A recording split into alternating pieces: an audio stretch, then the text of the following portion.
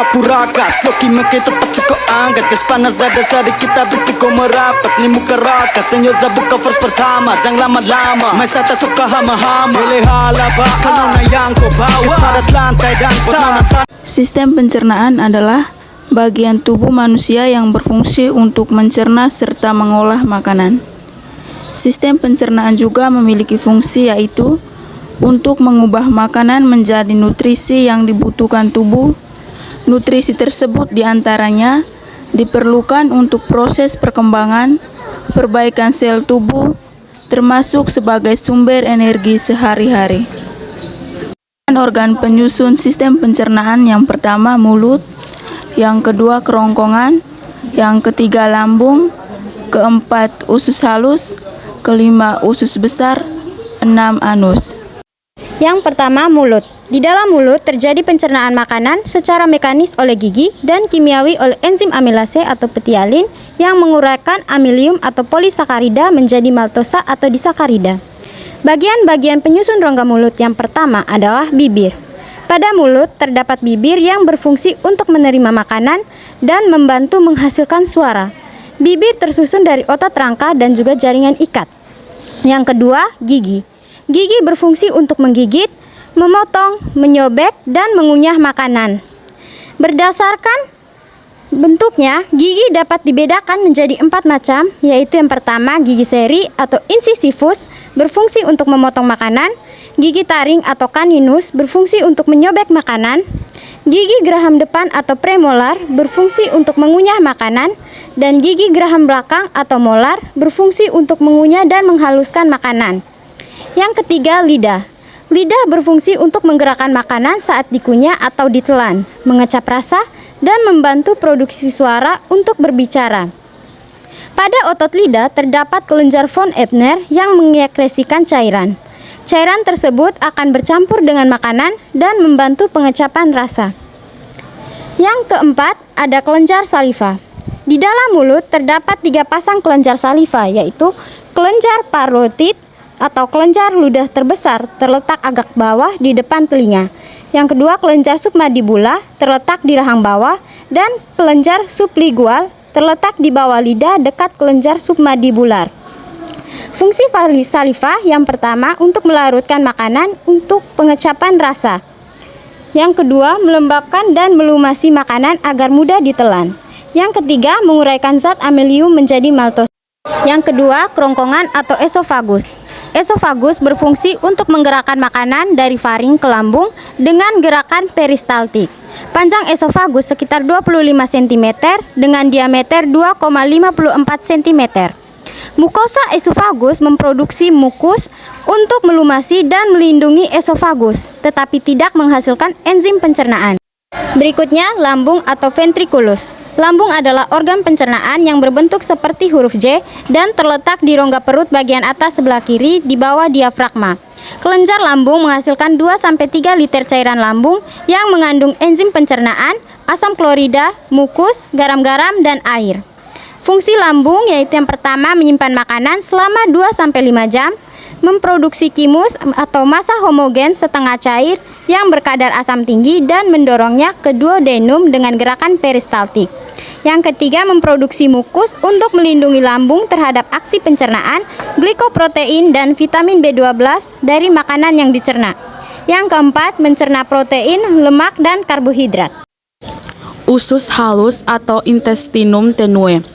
Usus halus terdiri atas 3 bagian, yaitu usus 12 jari atau duodenum dengan panjang 25-30 cm, usus kosong atau jejunum dengan panjang 1-1,5 meter, dan usus penyerapan atau ileum dengan panjang 2-2,5 meter. Struktur usus halus memiliki banyak jonjot usus. Filus sama dengan tunggal, fili sama dengan jamak, yang berfungsi memperluas permukaan penyerapan sehingga makanan dapat terserap sempurna.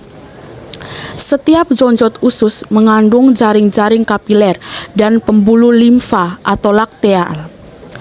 Pada duodenum terdapat muara saluran dari pankreas dan empedum. Pada usus halus, terjadi gerakan peristaltik dari kontraksi ritmik otot polos longitudinal dan sirkuler yang menggerakkan thymus atau bubur usus ke arah bawah di sepanjang saluran. Usus berfungsi mencerna makanan secara kimiawi dengan enzim-enzim yang berasal dari kelenjar usus, pankreas, dan empedu yang dihasilkan oleh hati. Nah, enzim-enzim yang bekerja pada usus halus adalah sekretin, kolesistokinin, gastrik, inhibitory peptide, motilin, dan somatostatin. Yang berikut adalah usus besar. Usus besar adalah organ tubuh yang menjadi bagian akhir dari saluran pencernaan. Usus besar berfungsi untuk menyerap cairan dan vitamin, memproduksi antibodi, dan mencegah infeksi. Nah, bagian-bagian dari usus besar adalah: yang pertama adalah kolon dasar, yang kedua kolon naik, yang ketiga kolon turun, yang keempat ileum, yang kelima rektum, yang keenam umbai cacing, dan yang ketujuh anus. Yang berikut adalah anus. Anus adalah lubang di mana saluran pencernaan berakhir. Fungsi anus dalam sistem pencernaan sangat penting karena ini menjadi jalan keluar fases dari tubuh.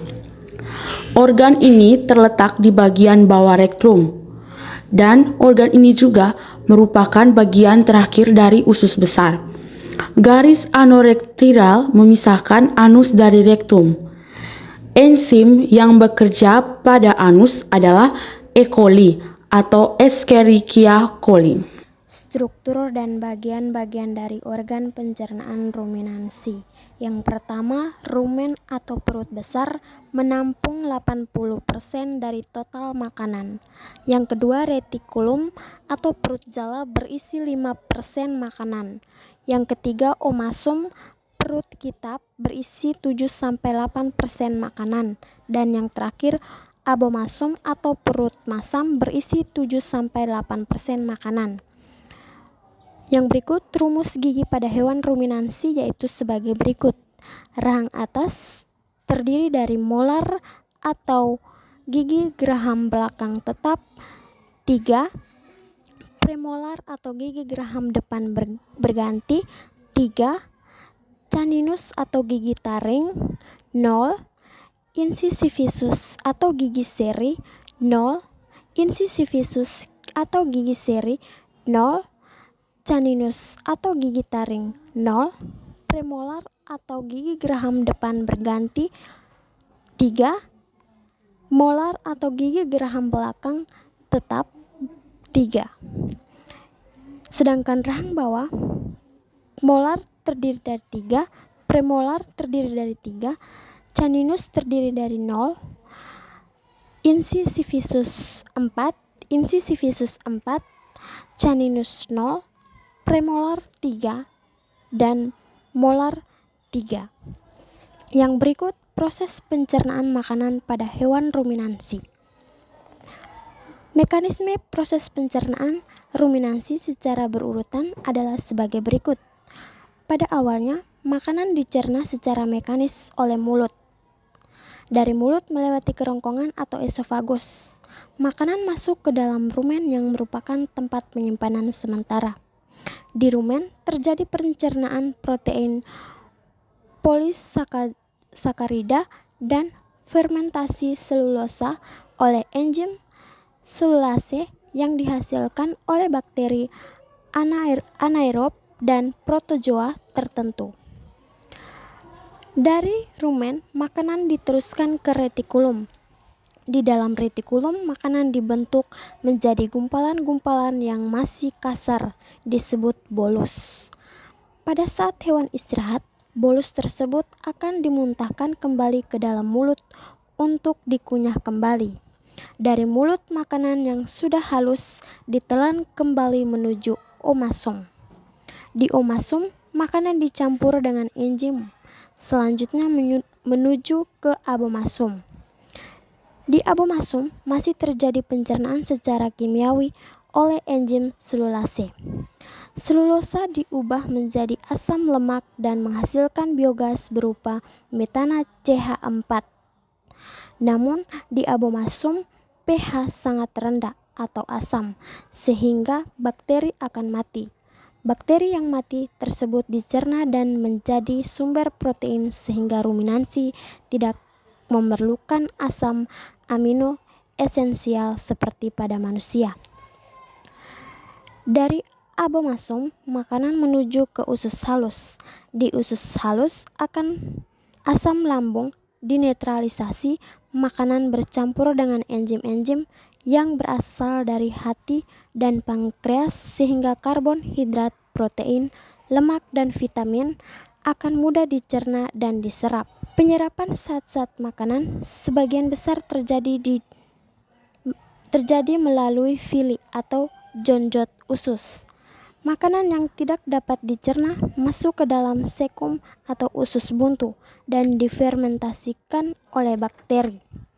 Sisa-sisa pencernaan menuju ke usus besar untuk selanjutnya dibuang melalui anus. Sebagian bakteri kemungkinan terbawa keluar bersama fase, sehingga bahan organik dalam fase akan diuraikan dan menghasilkan gas CH4 atau biogas yang dapat dimanfaatkan sebagai sumber energi alternatif. Yang terakhir, gangguan sistem pencernaan makanan. Yang pertama, sariawan adalah luka pada mulut yang berbentuk bercak berwarna putih kekuningan dengan permukaan agak cekung. Dapat disebabkan oleh luka tergigit, mengonsumsi makanan atau minuman panas, alergi, kekurangan vitamin C dan zat besi, kebersihan mulut tidak terjaga, kelainan pencernaan, faktor psikologis, atau kondisi tubuh yang kurang baik. Yang kedua, muntah merupakan pengeluaran paksa isi lambung dan keluar melalui mulut. Yang ketiga, konstipasi atau sembelit dan obstipasi atau sembelit parah merupakan pergerasan tinja yang berlebihan sehingga sulit buang air besar. Hal tersebut dapat disebabkan oleh makanan yang kurang berserat atau buah dan sayuran atau defekasi yang ditunda terlalu lama. Yang keempat, gastritis atau radang lambung merupakan peradangan pada lambung yang menyebabkan sakit mulas dan perih.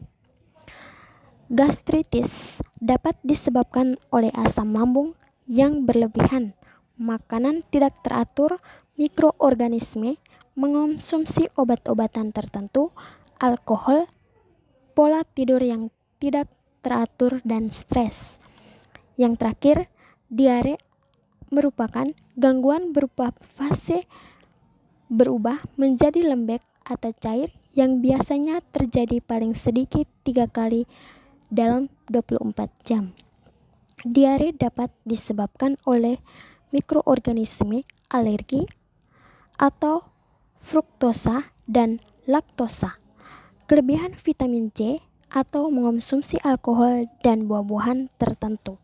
Buat lagu aja.